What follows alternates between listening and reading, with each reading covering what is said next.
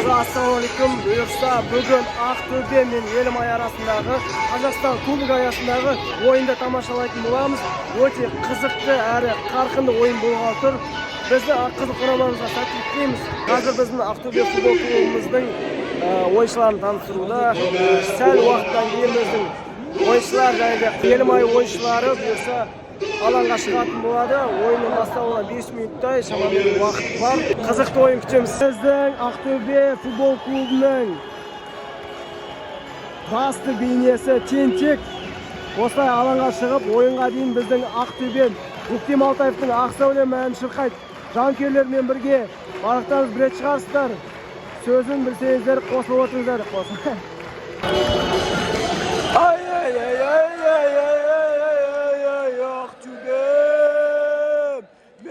Senin жақсы әнің болайын.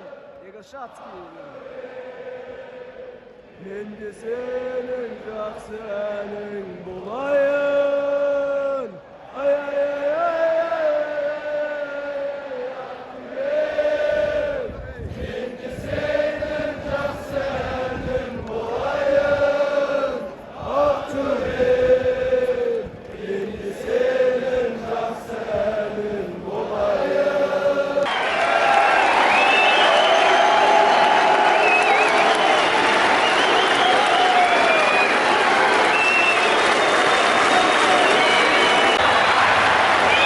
Oyuncular alanga çıktı.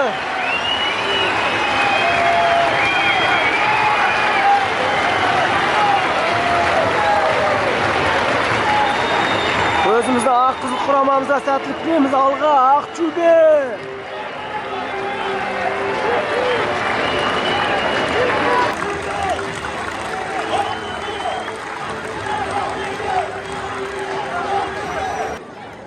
Tağatsızdan kütüp жатымыз. Top ortada. Bastaldı oyun. Ben bu sende asırıp gittim. Birleşe ay olsa Aqto'be'ge kelgim ket qatты. Mine bugün özümнің сезонда алғашқы ойынына келіп жатырмын. Өте қуаныштымын. Айта кететін болсақ, бүгін Yelimаймен ойнап жатқан Қазақстан Кубогы аясындағы ойын, ол бірінші ойын. Бұйырса қарымта ойын Семейде болады. Және де осы екі клубтың жеңімпазы бұйырса Қазақстан Кубогының финалына шығады. Сондай-ақ Yelimay клубы біздің клубтың потенциалды қарсылас деп айтып болады. Себебі алдыңғы сезондарда болған біздің бапкеріміз Карпович, одан бөлек тағы да 4-5 Шина, Яшин, Дмитрий Шамко деген сияқты ойыншылар осы біздің клубтан Yelimay клубына кеткен болады. Сондықтан бұл жерде тек қана финалға талас емес, игроктардың өздерін дәлелдеу үшін де арналған ойын деп білемін. Çabuk! Максим Комародов. Topta emkiyet bırak. Aqto'be futbol klubunun qaqbashchisi Lapan жақсы topni ustab oldi. Tag'da Samarov, tag'da.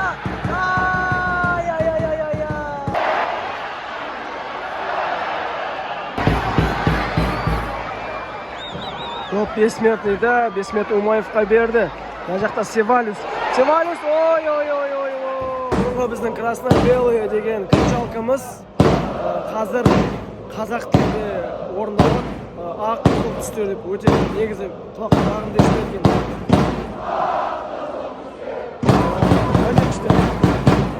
Сол сияқты көптеген біздің кричалка ұрандарымызды қазақ тілінде аударыпты.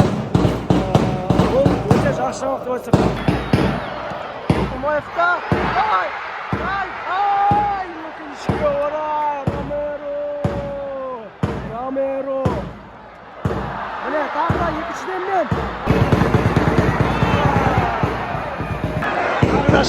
Тағы да шабуыл. Sevalus. Agbo. Oyun tәртібі бұзылды. Бұрыштама. Ucho Agbo.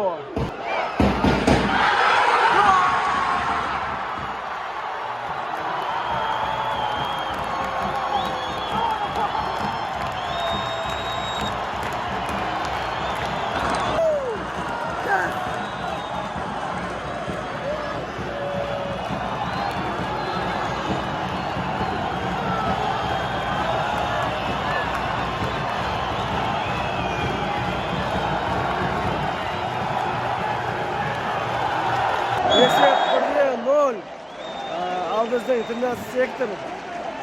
Зега Зага деп ұранатуда. Қасында Аза бар, Аза. Счет,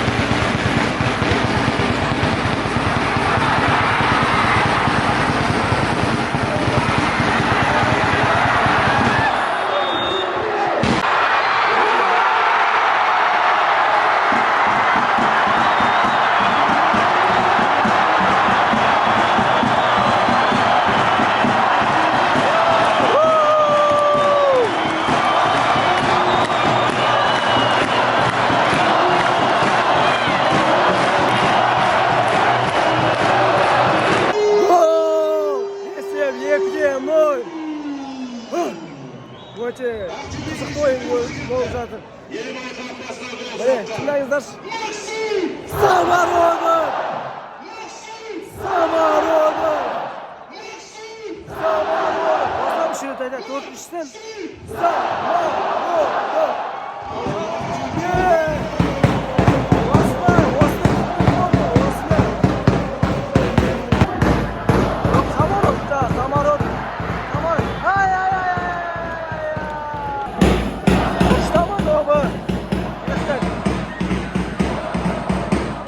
Осымен бірінші тайм аяқталды. Есеп 2-0. Қосымша уақытта қосылмады. Екінші таймда бұдан да қызықты әрі көптеген голдарды күтеміз. Ақтөбе. Ал екінші тайм басталды. Bismillah. Ақтөбе.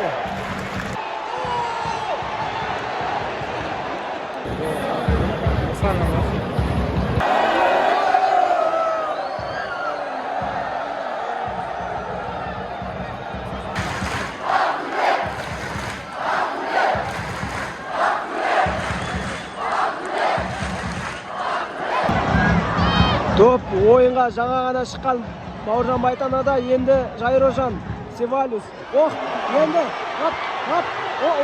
Умаев. Ай. Топқа жету керек, жетті. Енді, оп. Енді. Бауыржан Байтана.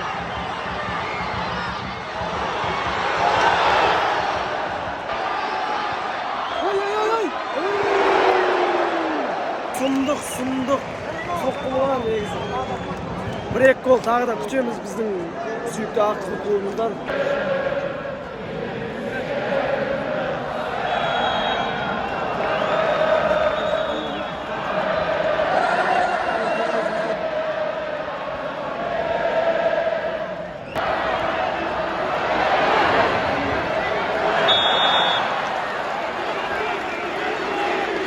Күйге байқаламады. Бізді Ақтөбеліктер өте жақсы көреді.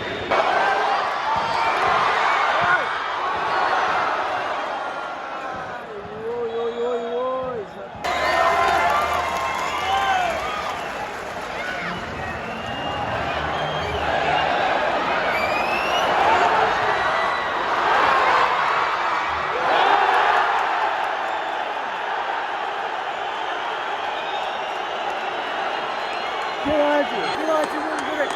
Önüne tutuldu. Penaltı. Ağırlık stadyon penaltıcı başkanı zaten. Hali hazır güreşi qar qarab жатыр. Біздің пайдамызға шешіледі деген үлкен үмітіміз бар. Себебі 2-0 деген өте аз қарымта ойын болады сенеде. Сол үшін осы үйдегі ойында барынша голдар салу керек. Penaltı. Өкінішке орай пенальти жоқ деп жатыр бас төреші. Бірақ жанкүйерлер оған наразы. Ал Лобанцев тезірек ойынға допты қосу үшін асығып жатыр, себебі есеп олардың еншісінде емес. Қарсыластар ұтып жатыр.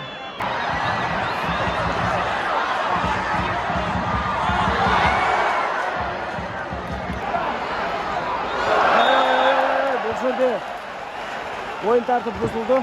Oyunning аяқталуына санаулы минуттар бар. Есеп әлі де 2-0.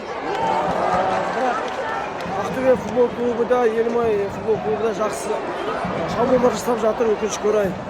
Ешқандай нәтижесіз. Соңғы минуттар, соңғы деммен тағы да бір шабуыл жасап гол салу керек жігіттерге. Әйтпесе екінші таймда ешқандай да гол болған жоқ. Қазір доп Қасымда. Қасым. Топ бессмертныйда. Бессмертный. Алдады, көтерді. Кім бар? Кім бар? Жайро. Ромеро. Ох! Қайыровта доп. Енді Байтанат. Ай-ай-ай. Ойын аяқталды. Есеп 2-0. Жеңісті осылар қызылдар.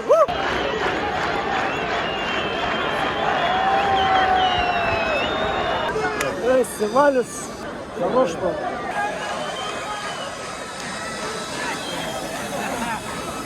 Деда, ребята, проблема. Кто смотрит? Кто стороной? Кто стороной? Поздравляю. Кто стороной? Кто стороной? Рахмет. Кто братан?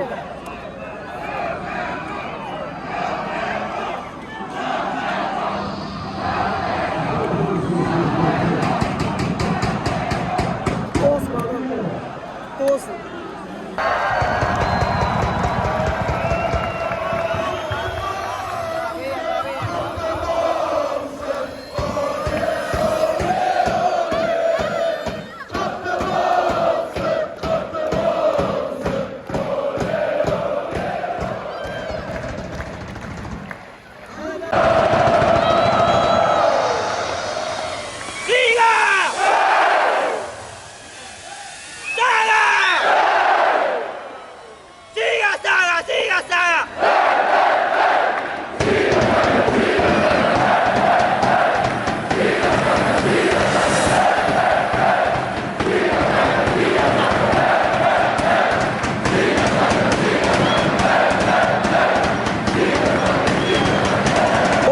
Ақтөбе Елімай арасындағы ойын бітті. Қуанышқа орай біздің командамыз, сүйікті Аққызыл командамыз 2-0 есебімен жеңді.